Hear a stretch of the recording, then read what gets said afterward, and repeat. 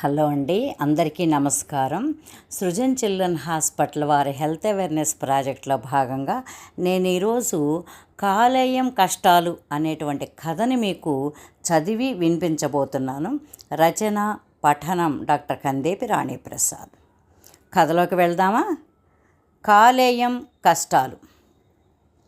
అయ్యో, నన్ను కాపాడేవాళ్లే లేరా? నా బాధను తీర్చేవాళ్లే లేరా? నా గతి ఏమిటి? అమ్మో, అయ్యో అంటూ రాగాలు తీస్తూ ఏడుస్తోంది కాలేయం.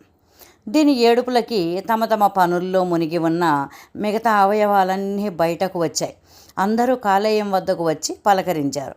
ఏమైంది మిత్రమా, ఎందుకలా ఏడుస్తున్నావు అంటూ మూత్రపిండం దగ్గరకు వెళ్ళి అడిగింది. అవును, నువ్వేంటి అలా లావుగా అయిపోయావు?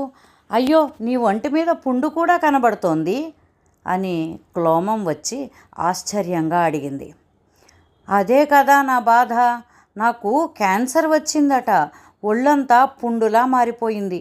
ఏంటో నా బాధ ఎలా తీరుతుందో ఏమో. ఇందాక హాస్పిటల్లో డాక్టర్ గారు చెప్తుంటే విన్నాను అంటూ మళ్ళీ ఏడుపు మొదలుపెట్టింది కాలేయం. అయ్యయ్యో మిత్రమా, అంత పని జరిగిందా? ఏమిటో నిన్ను కష్టాలు వదలడం లేదు. మొన్నటిదాకా నీవు పచ్చబడిపోయావు. పచ్చకామెర్లు తగ్గి ఇప్పుడిప్పుడే మామూలు మనిషివి అవుతున్నావు. మరలా ఇప్పుడు ఒక సమస్య. ముందు ఏడుపు ఆపు, సమస్యకు పరిష్కారం చూద్దాం.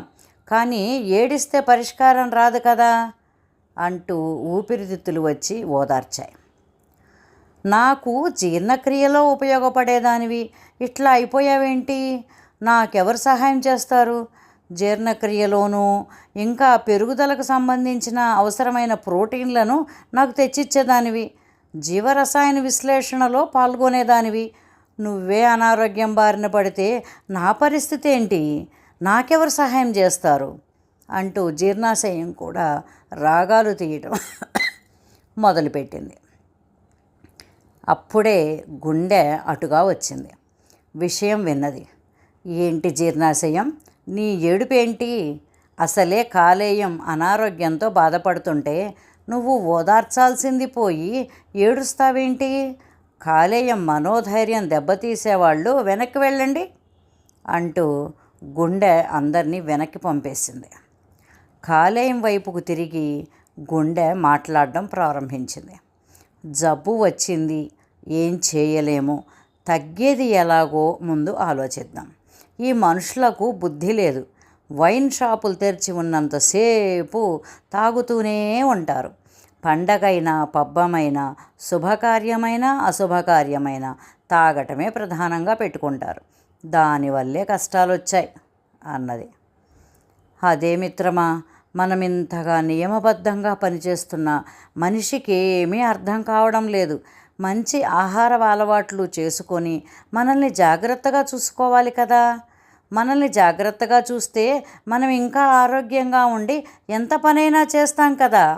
ఆ విషయం అర్థం చేసుకోవాలి కదా. ఎంతో తెలివిగలవాణ్ణని మనిషి విర్రవీగుతుంటాడు.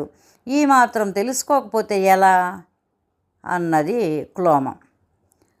జీర్ణాశయం తన ఏడుపును ఆపి నిదానంగా మాట్లాడడం మొదలుపెట్టింది. మిత్రులారా, మరి మన కాలేయం ఆరోగ్యం ఎలా బాగుపడుతుంది? మళ్ళీ మామూలుగా అవుతుందా? ఆరోగ్యం చేకూరుతుందా? ఏం జరుగుతుందంటారు అని అందరి వైపు చూస్తూ అడిగింది. ఏం భయపడాల్సిందేమీ లేదు మిత్రమా. క్యాన్సర్కి కూడా మందులు వచ్చాయి. కాలేయానికి ఎక్కడైతే పుండు ఏర్పడిందో అక్కడ వరకు కత్తిరించి తీసేస్తారు. అంతటితో క్యాన్సర్ తగ్గిపోవచ్చు. జాగ్రత్తలు తీసుకుంటే కాలేయం ఆరోగ్యం బాగుపడుతుంది అంటూ గుండె సావధానంగా సమాధానం చెప్పింది. కాలేయం భయపడుతూ అన్నది. అయ్యో, నాలో సగభాగం కత్తిరించేస్తారా? నేను ఎలా బతుకుతాను? చచ్చిపోతానేమో. నన్ను నమ్ముకున్న ఈ మనిషి ఏమైపోతాడు అంటూ గడగడ బొటపొట మాట్లాడుతూ బొటపటా కన్నీళ్లను కార్చింది కాలేయం. శరీరం మొత్తంలోకి పెద్ద గ్రంథివే కానీ ధైర్యంలో కొద్దిగా కూడా లేవు. ఎలా నీతో సమస్య? ఈ సమస్యలు ఏదైనా వచ్చినప్పుడు పరిష్కారం దిశగా ఆలోచించాలి కానీ ఏడుస్తూ కూర్చుంటే పనవుతుందా? మనిషి తాగటం వల్లే నీకు ఈ సమస్య వచ్చింది. మళ్ళీ మనిషి ఏమవుతాడోనని ఆలోచిస్తావేంటి? అంత మంచితనం పనికిరాదు అని మూత్రపిండం కాలేయాన్ని కాస్త సముదాయిస్తూనే బెదిరించింది. కాలేయ మిత్రమా, నువ్వు భయంలో నీ శక్తిని మర్చిపోతున్నావు. నీకు పునరుత్పాదక శక్తి ఉన్నదని మర్చిపోయావు. ఇప్పుడు ఆపరేషన్ చేసి శరీర భాగాన్ని తీసేసినా మళ్ళీ పెరుగుతుంది. నువ్వేమీ బాధపడాల్సిందేమీ లేదు. కానీ మనిషి అలవాట్లు మార్చుకుంటుంటే బాగుంటుంది అని అనుకుంటున్నాం మనం. సమస్యలన్నీ మనిషితోనే కదా, మనం ఏం చేయగలం? గుండె కాలేయానికి మనోధైర్యాన్ని ఇస్తూ తన శక్తిని తనకు గుర్తు చేసింది. అవును మిత్రమా, నిజంగా మర్చిపోయాను. నాకు ఇప్పుడు ఏమీ గుర్తు రావడం లేదు. నన్ను ఆపరేషన్ ద్వారా తొలగిస్తారన్న భయమే వెంటాడుతోంది. మిగతావేమీ గుర్తుకు రావడం లేదు. నాకు అసలు ఆలోచనలే రావడం లేదు. నేనేం మాట్లాడుతున్నానో ఏం పని చేస్తున్నానో అసలు తెలియడమే లేదు అని కంగారుగా మాట్లాడుతూ ఉన్నది కాలేయం. అది సహజమేలే. ఆపద సమయంలో నీలో ఉన్న బలాలు బలహీనతలు అన్నీ మరుగున పడిపోతాయి. అందుకే స్నేహితులు బంధువులు ఉండేది. మేమందరం నీకు తోడుగా ఉన్నాం, భయపడకు అని మూత్రపిండం ధైర్యం చెప్తుంటే అన్ని అవయవాలు వంతపాడాయి. నీకు బాగయ్యేదాకా మేము సహాయం చేస్తాం, నీ బాధను పంచుకుంటాం, మనిషి మాట వినేటట్లు చేద్దాం, అందరం కలిసి స్ట్రైక్ చేద్దాం, నీవు బాధపడకునేస్తాం, నీవేడుస్తుంటే మాకు మనసు ఎలాగో ఉంది అని గుండె కూడా స్వాంతన వచనాలు పలకగానే కాలేయం కాస్త నెమ్మదించింది. అక్కడ వాతావరణం స్తబ్దుగా మారింది. ధన్యవాదాలండి.